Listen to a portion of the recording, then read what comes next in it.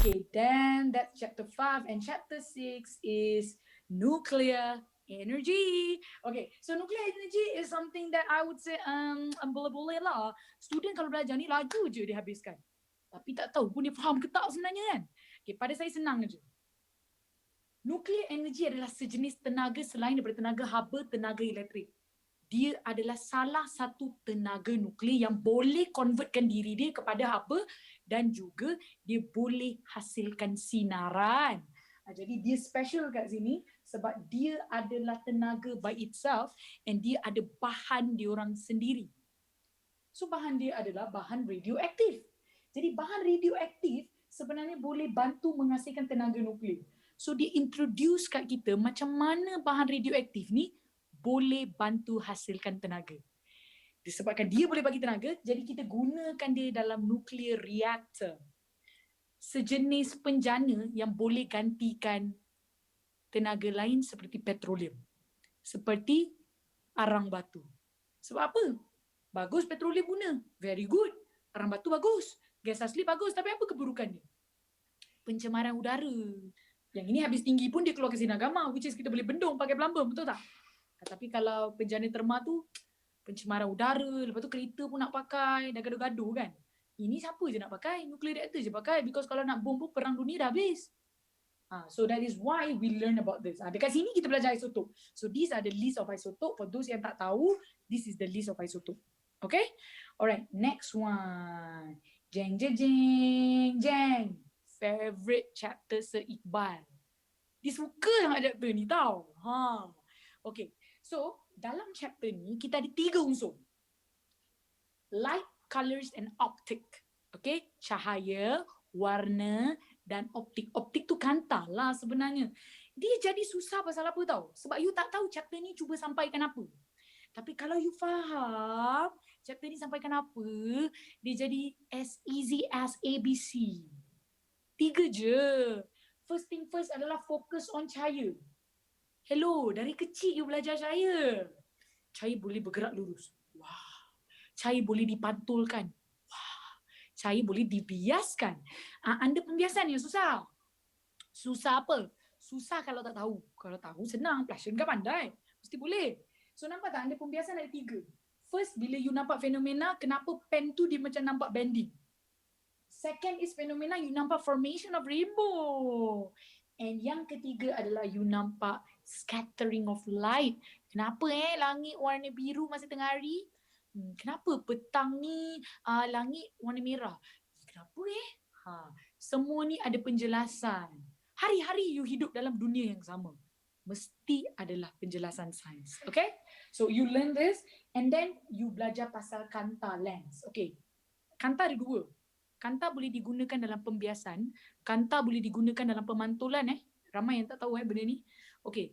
Kalau kita sebut kanta, cembung, cekung, kita tengah cerita pembiasan. Kalau kita kata cembung dengan cekung untuk dental. Untuk dental lagi satu kalau you pergi 7-Eleven kan. Dia macam ada cermin bulat tu. That is not pembiasan, that is pemantulan. So dia lain.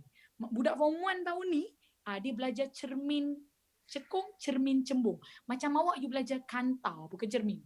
So yang ini pun lain kena faham beza dia. Okay. And then last kali you belajar pasal warna. Cikgu, warna pun saya confuse. Okay. Cerita dia macam ni dah. Warna dalam chapter 7 ada 2. First, you belajar pasal yang dekat pendidikan seni. Yang pendidikan seni tu kan. Macam nak hasilkan color orange lah.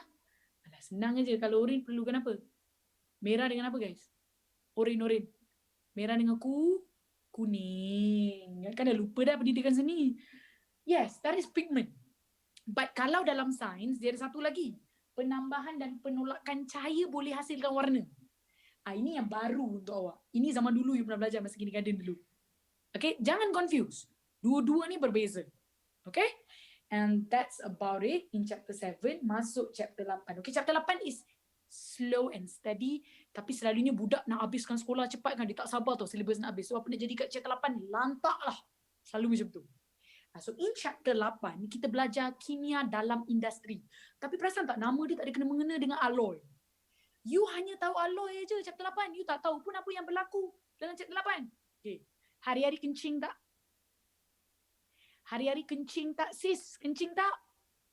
Kencing. So chapter ni mengajar you macam mana kencing tu terhasil. Nabil di hari-hari kencing kawan. Percaya cakap saya, you kencing ke, kencing kawan ke, kena tahu Nabil. Apa yang you kencing tu, itulah yang dia ajar. Itulah kimia dalam industri. Tapi bila sebut industri, kilang. So, you belajar sikit pasal kilang. You belajar apa keburukan kilang pada kita.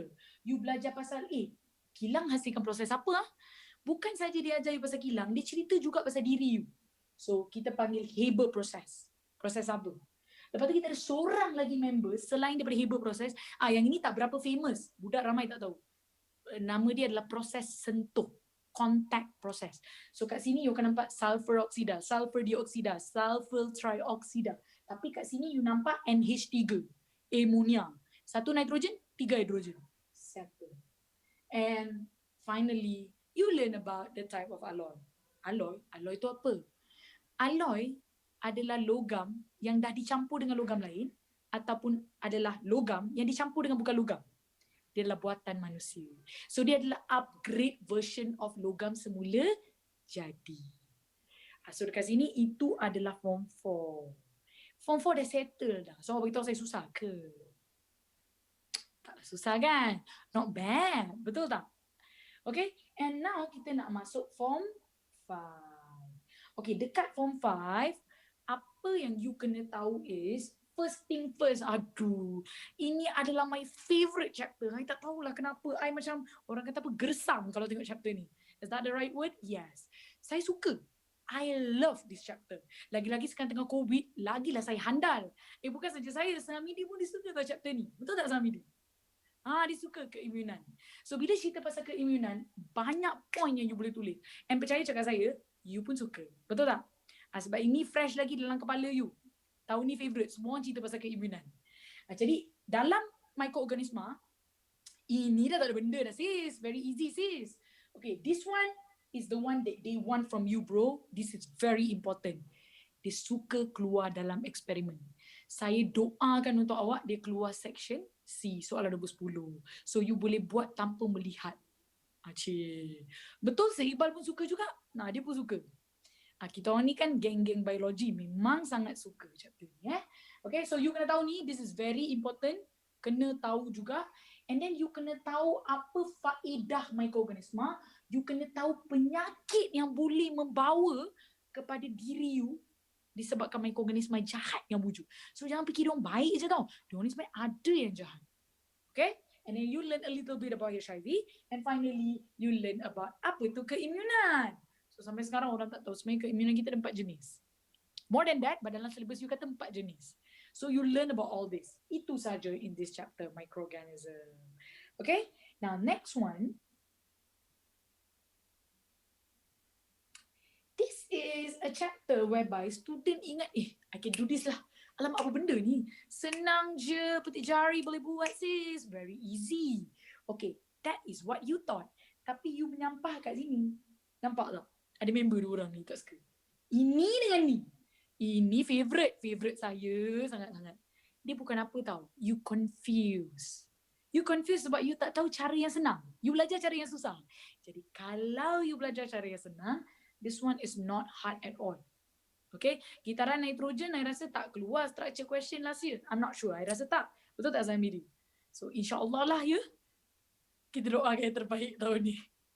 Okay, so this chapter, you belajar pasal nutrisi tapi tak banyak. You belajar pasal nutrisi tapi tak banyak. Lagi banyak masa zaman form 1, form 2 dulu. Okay, you kena tahu faktor-faktor yang mempengaruhi keperluan kalori.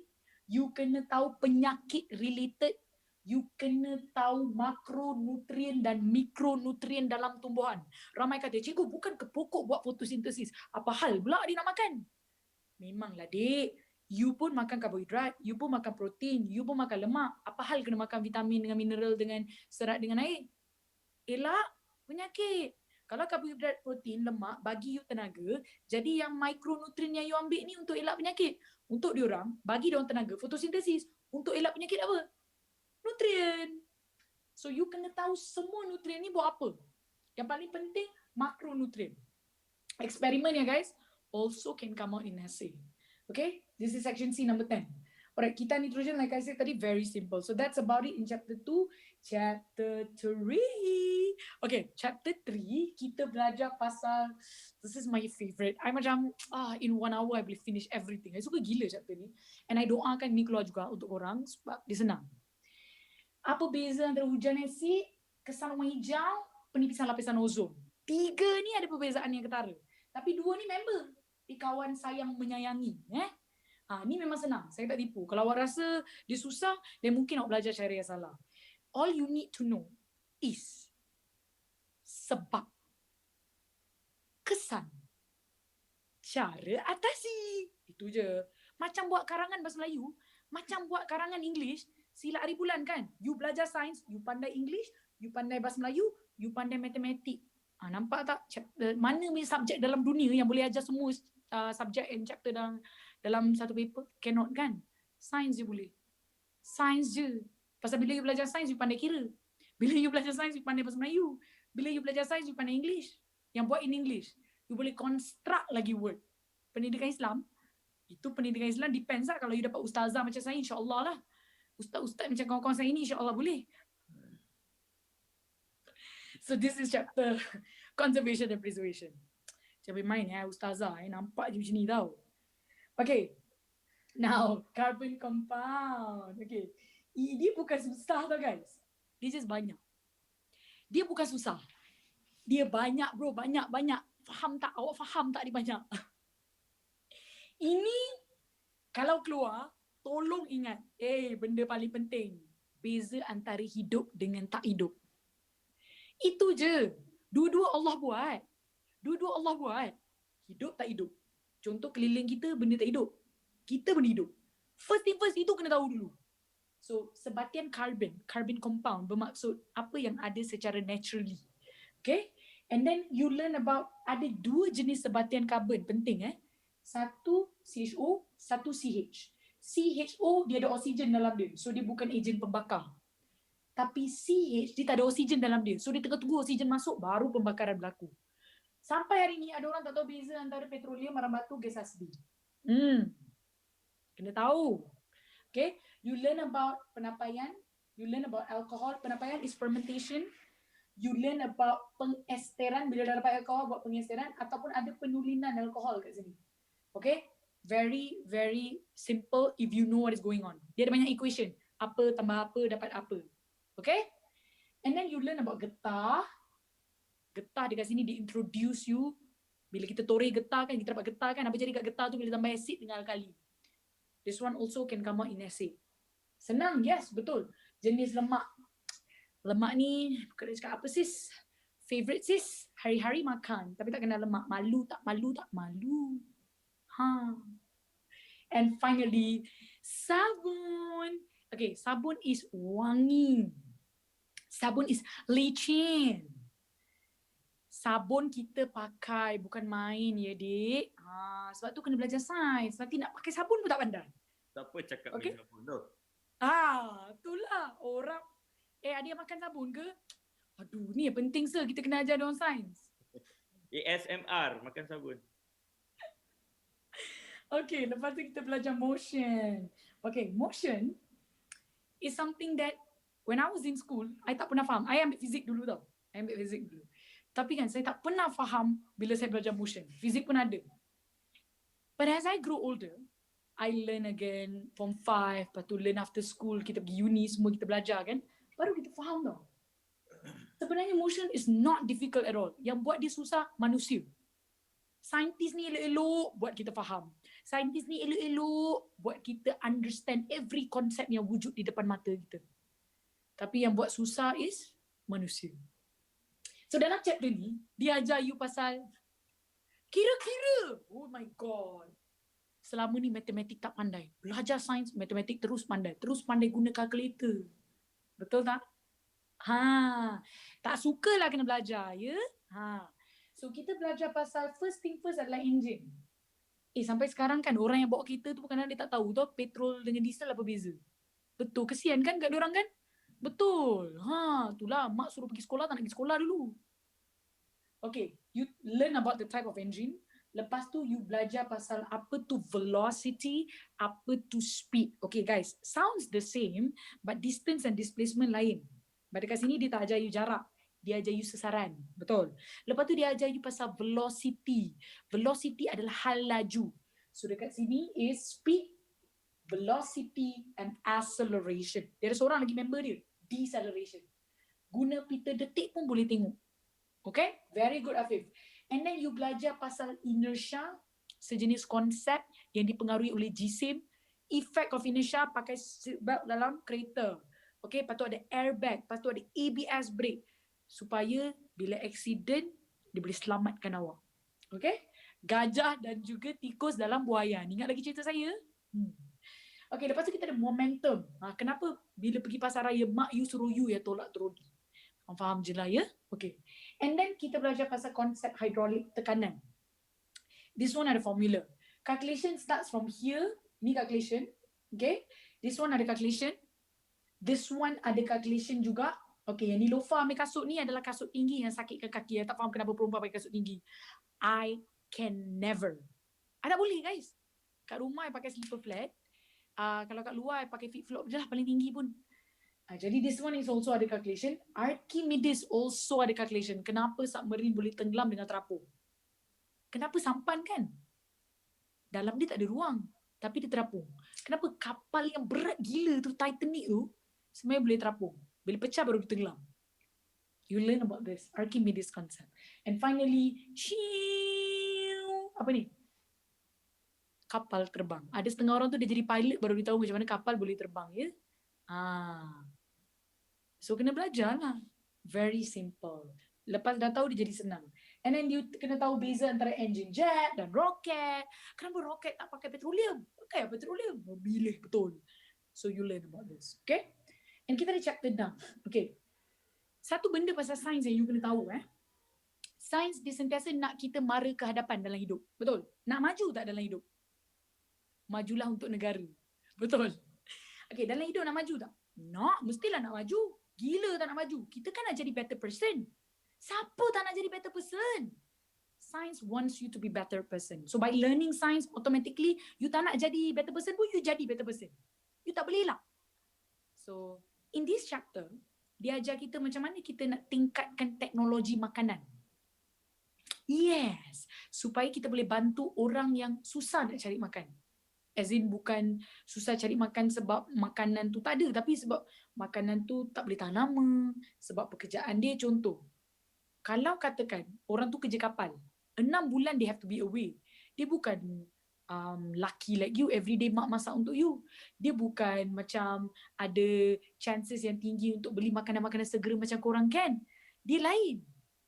Jadi kita keluarkan something, a method for them so that makanan yang dia makan tu boleh tahan lama. So that they can enjoy the nutrient, they can enjoy the long lasting as well. So bila dekat sini, in this chapter, dia ajar kita jadi a better person by creating makanan yang boleh memudahkan hidup orang. Okay? So bila nak mudahkan hidup orang, kita bina makanan baru. So teknologi makanan ada 3 je bahagian you kena tahu. First, kena kenal labeling. Selalu pergi pasar raya, selalu pergi supermarket, selalu beli barang rumah. Awak ambil je ke ataupun awak baca sebelum awak ambil? Bacalah dulu jenis makanan apa you tengah beli. Contoh potato chips. Kalau kat Malaysia insya-Allah lah selamat. Kalau pergi Thailand macam mana? Chips apa you tak tahu kan? Because dia makan semua benda. Jadi it's very important for you to baca. So labeling super important. Lepas tu chemical in the food. Makan banyak-banyak, boleh ada masalah jangan main-main. So chemical and then cara penyediaan makanan. That's it in chapter 6.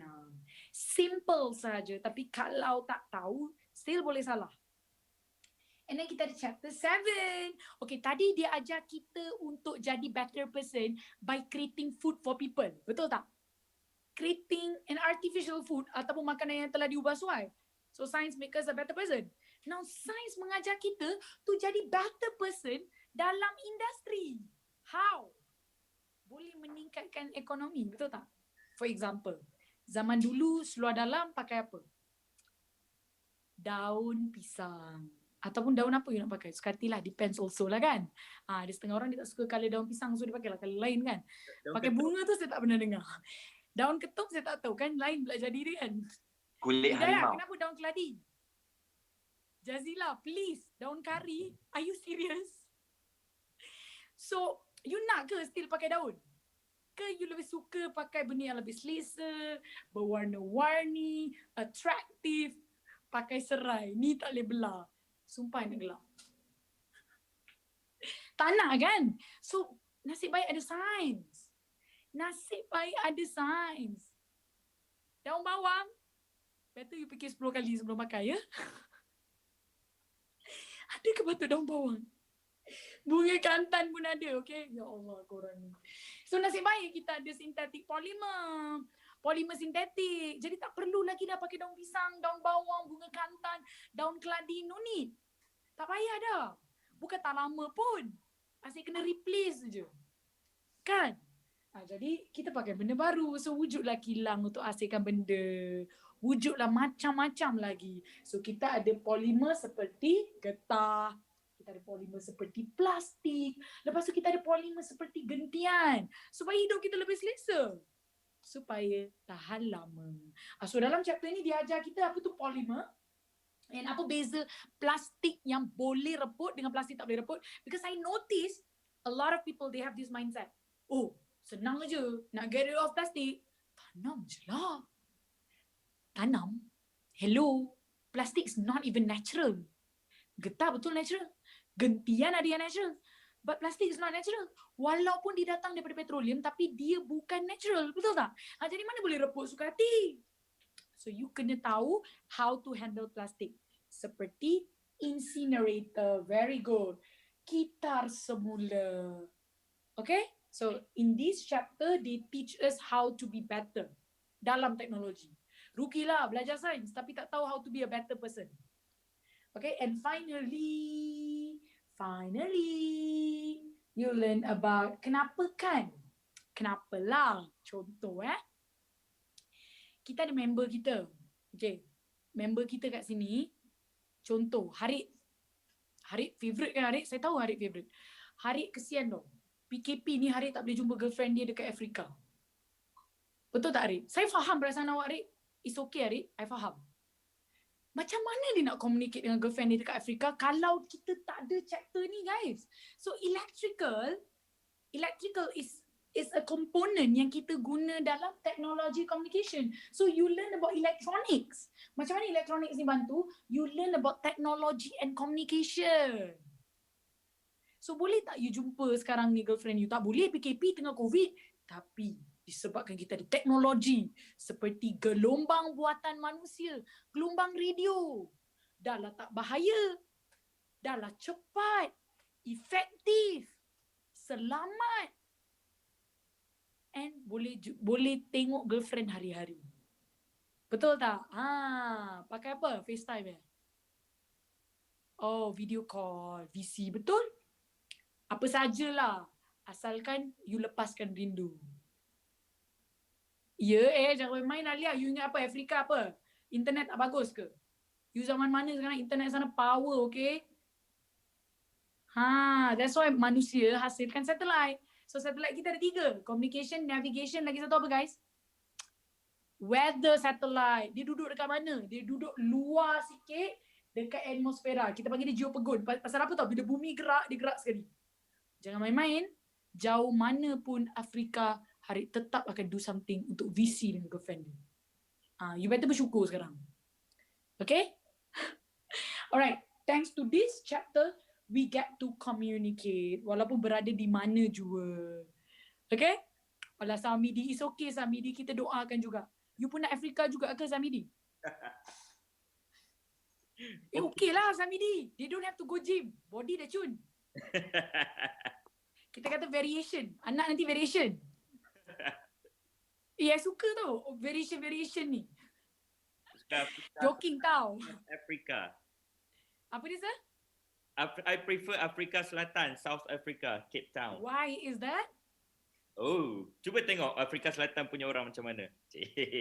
Tengok ke cuba kenal? Mana satu ni? Tahu Tengok ke mana kenal? dengan tu.